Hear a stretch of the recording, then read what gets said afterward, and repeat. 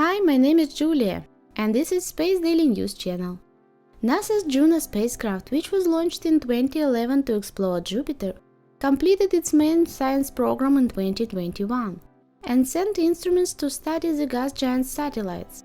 Over the past 2 years, scientists have obtained stunning new views of Ganymede and Europa, as well as new scientific data about these satellites. The Juno spacecraft arrived at Jupiter in July 2016, entering a 53-day orbit around the planet. Because its rapid rotation, Jupiter is convex at the equator and flattened at the poles. This creates an imbalance in its gravitational field, which nudges Juno every time it passes. Over time, this pushes have reshaped the probe's orbit so that it crosses the orbits of Jupiter's 3 Galilean moons, Ganymede, Europa and Io. And during Juno's 47 approach to Jupiter, the probe obtained a series of images of the volcanic moon of Io with its JunoCam from a distance of about 64,000 kilometers from its surface. The flyby was close enough to capture some of the volcanoes and surface features of this satellite.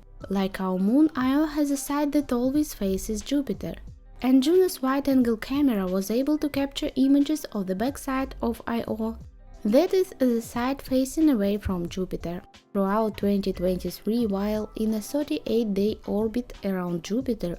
The Juno spacecraft will approach Io until Juno passes by Io on December 30, 2023 and February 3, 2024, at a distance of only 1,500 kilometers. Astronomers are confident that these close passes will reveal new data about this hot Jupiter moon, which has not been studied in detail since NASA Galilean mission.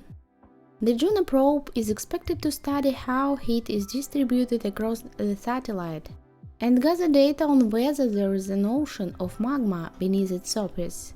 But only a special mission will be able to answer key questions from astronomers about this amazing satellite. The Volcano Observation spacecraft proposed by scientists for studying Io, named IVO, is a spacecraft that will orbit Jupiter and make multiple close flybys of Io. IVO will fly past the satellite 10 times over the course of 3.5 years. If the mission is extended, it will be able to make 10 more passes within 2 years. During its closest flyby, Juno will be 1,500 kilometers from the surface of Io, and IVO will be able to get as close as 300 kilometers to Io, giving it a better understanding of what feeds the volcanoes of this satellite. The IVO spacecraft will be to measure Io's magnetic field, determine the composition of gases emanated from its surface, and even measure the temperature of Io's volcanic lava. For that moment, the IVO mission proposed by scientists has not received support from NASA, but it's possible that it will be selected as a prospective mission under the NASA's New Frontiers program in April 2024. Space Daily News. Like, share and subscribe.